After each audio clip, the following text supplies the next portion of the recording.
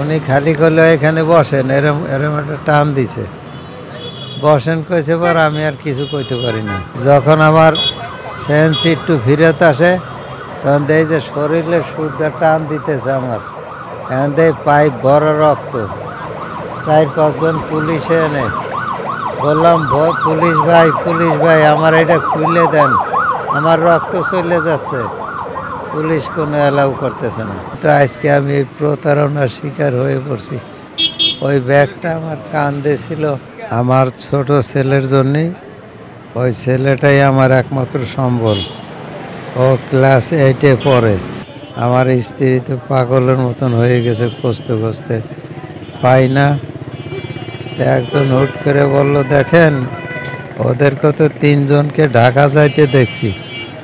ঢাকা যাইতে দেখলে এই কথা শুনে আমার স্ত্রী তো কাঁদাকাটি শুরু করছে।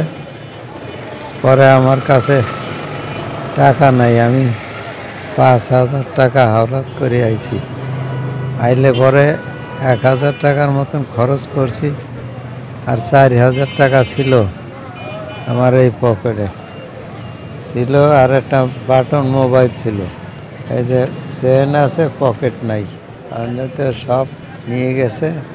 তো এই কথার পরে একটা লোক আছে, এরকম একটা জ্ঞান জিগায় দেওয়া, কিন্তু ওনার তখন স্বাস্থ্য ভালো। বললো, মুরব্বি এখন এই শহরে কোথায় খুঁজবেন?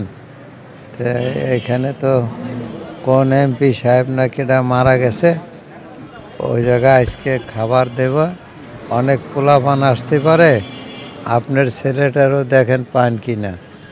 তখন বাজে 11টা, আমার নিয়ে ওই মসজিদ আছে, মসজিদের সিঁড়ির উপর বসাইল। উনি হঠাৎ করে আমার ওই ব্যাগ লইল, করলে আপনি অসুস্থ মানুষ, ব্যাগ নিতে পারবেন না, আমার সাথে চলেন।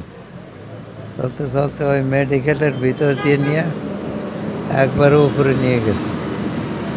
উপরে নিয়ে গেলে উনি খালি করলে এখানে বসেন, এরম এরম একটা টান দিছে, বসেন কইছে, পর আমি আর কিছু কইতে পারি না। যখন আমার সেন্স একটু ফিরত আসে তখন দেখি যে শরীরে শুদ্ধ টান দিতেছে আমার, এখন দেখি পাইপ বড় রক্ত। 4-5 জন পুলিশে এনে বললাম, পুলিশ ভাই আমার এটা খুলে দেন, আমার রক্ত চলে যাচ্ছে। পুলিশ কোনো অ্যালাউ করতেছে না। পরে একটা নার্স আইসে দেয়, সর্বনাশ, রক্ত যাইতেছে, এই জিনিসটা খুঁজে পাচ্ছিল না। পরে উনি টোকাই এনে লাগাই দিল। কিন্তু আজকে আমি এই প্রতারণার শিকার হয়ে পড়ছি।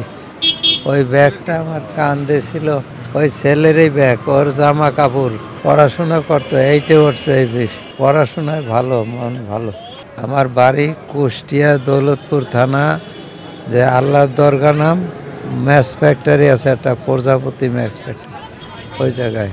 আমার নাম আব্দুল হান্নান, ছেলের নাম সেলিম। টুর মসজিদের সামনে আমার নিয়ে একটা লোকের নাকে কি জানি হুঙ্গাইছি, শুঙ্গার পরে আমার শোয়াইয়া আমার শরীর থেকে ব্লাড নিয়ে নিছে।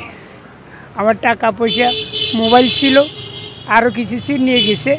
এখন আমি তো না খেয়ে ঘুরতেছি। ছেলেটা ভাড়া নিয়ে গেছে, বাড়িতে ডাকাত থেকে আসে, আইয়া খুঁজতে খুঁজতে ও ট্যুর গেটে যাওয়ার পরে এই ঘটনাটা ঘটে। ছেলেটা তো পায় নাই, সব কিছু হারাইছে। এখন সে বাদিশের মতন ঘুরতে আছে। ঘুরার পর আমরা এখানে বসে, এখানে খাওয়ান দিছি, খাইতে আছে।